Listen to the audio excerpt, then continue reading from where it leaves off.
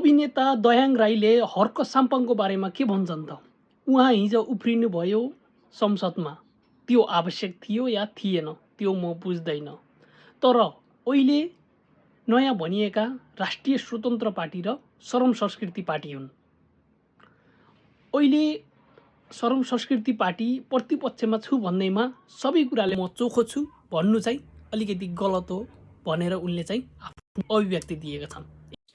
हिजो उहाँ सदनमा निकै उफ्रिनुभयो होइन, त्यो चाहिँ म बुझ्दिनँ त्यो आवश्यक थियो कि थिएन होइन। आवश्यक थियो र नै उफ्रिनुभयो होला, तर हामीले देख्दाखेरि चाहिँ त्यो पहिला देखिने हुलदङ्ग र आज देखिनेमा अलिक फरक आएन कि भन्ने कुरा पनि देखिँदो रहेछ भिजुअली चाहिँ।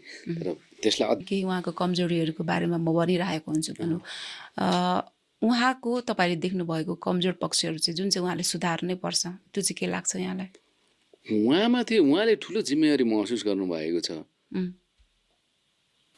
त्यो, तर त्यसलाई ह्यान्डल गर्नु पनि सकिरहनु भएको छैन कि घरिघरि त्यो डर लाग्छ।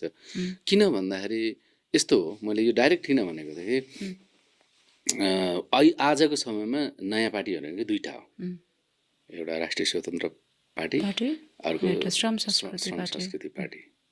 एउटा पार्टी सत्तामा छ, अर्को प्रतिपक्षमा छ होइन।